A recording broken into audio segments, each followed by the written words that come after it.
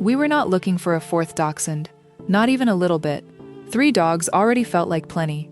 So when I first heard about this tiny 11-week-old puppy named Newt, I thought we were simply going to help. Maybe give him a safe place. Maybe help him get back on his feet. That was the plan. But then I heard what this little dog had already survived, and suddenly, walking away didn't feel so simple anymore. Newt was only a baby. He should have been spending his first weeks playing, sleeping, and learning that the world was a safe place. Instead, another dog attacked him in his previous home. His jaw was broken, and somehow, he was left without the medical care he needed. Just thinking about that still hurts. Because when you looked at Newt, you didn't see some tough little survivor. You saw a baby. A tiny dog who had already been asked to endure far too much. And that still wasn't the end of it. Not long afterward, Newt, his siblings, and even his parents came down with parvo. For a puppy that young, it was another serious fight. Thankfully, the woman fostering them refused to give up. She cared for them, she stayed with them. And somehow, little Newt made it through. By the time he came into our lives, he had survived more in 11 weeks than many dogs experience in years. But here's the strange part. Newt didn't seem interested in being treated like a tragedy. He wanted to be a puppy. He wanted to explore. He wanted to be held. And more than anything, he wanted to belong. The first few days, we watched him closely. Everything was new. New people, new smells, and 3 other dachshunds who already had their own routines and personalities. I kept wondering how this little guy was going to fit into all of that. Then Newt started answering that question for us. He didn't wait for an invitation. He simply started becoming part of the family. A nap here, a cuddle there, a little closer to the other dogs every day. Before long, he was sleeping beside them like he had always been there. And that was when I started getting nervous. Because remember, we weren't planning to keep him. At least, that's what we kept telling ourselves. But Newt had a way of making that plan harder every single day. He followed us around. He found the softest places in the house. He curled up beside the other dogs. And somehow this tiny puppy, who had every reason to be afraid of the world, still wanted to be close to everyone. That got to me. After everything he had been through, he was still willing to trust. And once a dog gives you that kind of trust, it's hard not to give your whole heart back. Little by little, we started seeing more of the real Newt. He was curious, funny, a little mischievous, and very determined. He may have arrived as the smallest member of the family, but he certainly didn't act like it.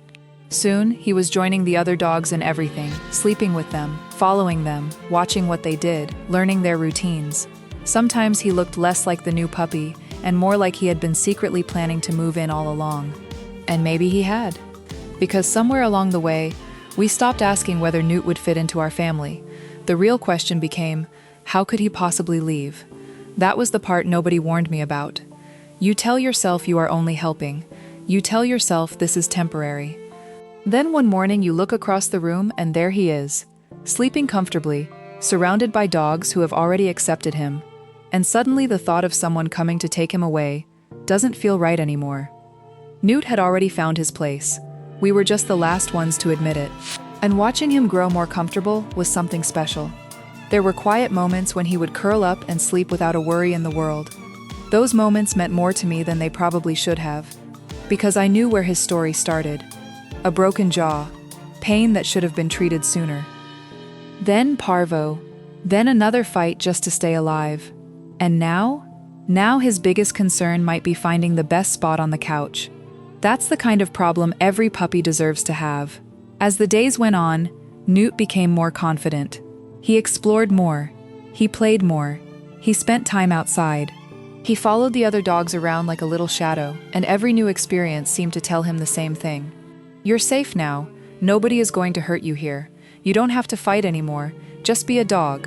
And Newt took that job very seriously. He learned how to relax. He learned how to play. He learned where everybody slept, and apparently, he also learned that if you look adorable enough, humans become very bad at saying no. Because by then, our decision had pretty much been made. Newt wasn't going anywhere. The 4th dachshund we never planned to have had somehow become the dog we couldn't imagine losing. Funny how that happens. Sometimes you think you're making room for an animal, then you realize they have been making room inside your heart the entire time. Newt came to us after one of the hardest beginnings a puppy could have. He had every reason to grow up afraid, every reason not to trust. But he chose something else. He chose us. He chose his new brothers and sisters. He chose the couch, the naps, the little adventures, and a life where being loved didn't have to hurt. When I look at him now, I still think about that 11-week-old puppy, the one with the broken jaw, the one who survived parvo, the one we definitely were not planning to keep. And I can't help but smile, because sometimes the best things that happen to a family are the things nobody planned for. We thought Newt needed us. Maybe he did, but I think we needed him too. And as far as that fourth dachshund we said we didn't want, I wouldn't change a thing.